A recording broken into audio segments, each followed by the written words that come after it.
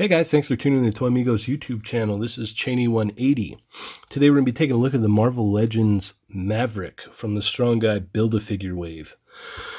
Man, oh man, was I excited to get this one in hand. This is one I've been waiting for a while. I had the old Toy Biz one when I was a kid, and he had like the blue in the legs and the arms where all the metal pieces were, but the gold looked right. This time we get the silver like we're supposed to get, but we get this kind of like marbly kind of like plastic here. I think I would have preferred, a legitimate like gold coloring here. It just kind of throws it off for me. Maybe down the road I'll repaint it. I'm sure we're going to see customs of people that, just touch this thing up and make it look really nice, because the sculpt is all there on here. We've got his belts here are sculpted fairly nice. No buckle paint right here or here. You do get in the torso here, you get the black paint there. We do get some silver paint in the front. And then we get some brown paint for this holster here, which has got a fairly decent sculpt to it. Looks nice and leathery the way it should. And then we've got this pouch here, right out of the 90s. Definitely need the pouch. And then the backpack with all the wires on here connecting to his helmet, if you will. Some detail in here would have really brought this out, made this look really nice. Same thing with the mask here. This is a loose piece, so if you pop the head off, you can remove it. So we do get some black paint here. The head sculpt looks fairly nice. Fairly decent paint apps there. I don't know why this plastic bugs me. We get fairly good paint apps here in the legs for where the pants are connecting to his, I guess armored legs. Is that what it would be?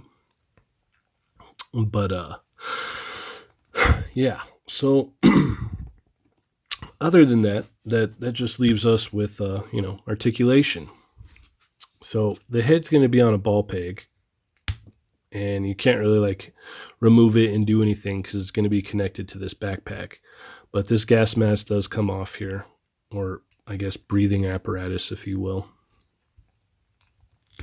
And you can, remove that if you want. All right, that's kind of a hard fit there. So he can look up, and these hoses actually don't prohibit movement too much, so it's not too bad. You can feel the tension in them, but it doesn't, he can look up just fine.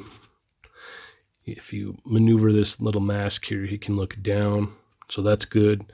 You get a little pivot to the left and right, if you will. And then the arms come up pretty far. I do like the way they made this. This is not, it doesn't hinder any movement. You can get the arms to move around pretty much however you like, so that's not a problem. You've got a bicep swivel here. You've got double hinge elbows, which look nice.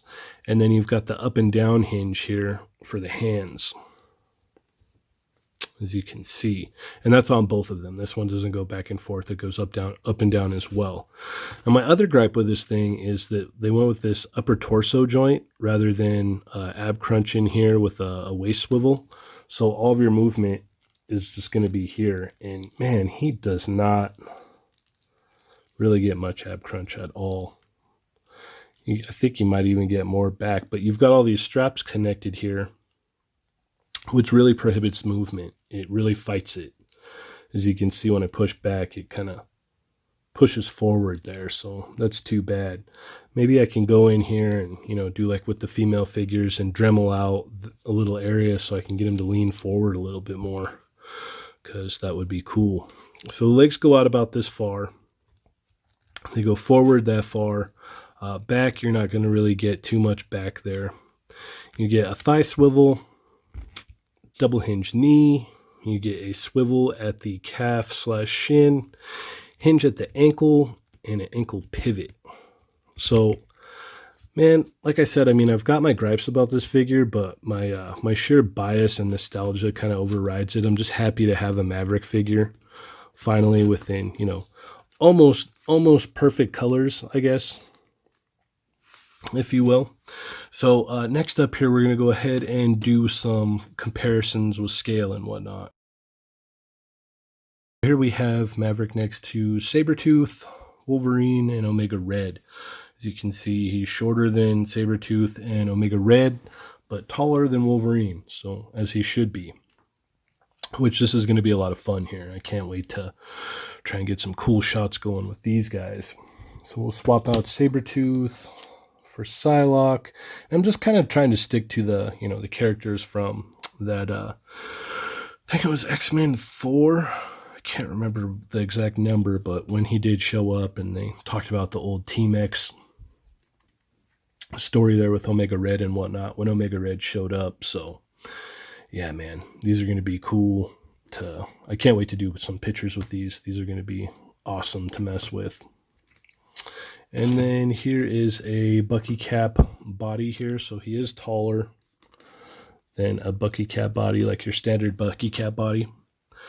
So he's got some height to him, but he's not small.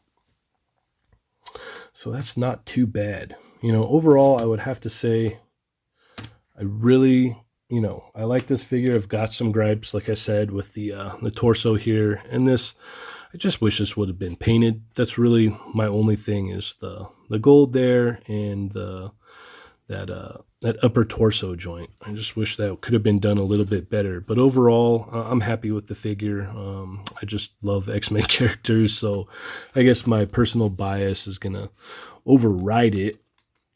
But, it's all good. And, we're going to be taking a look at the other figures in the wave here. We got all the figures here. We're going to be taking a look at them.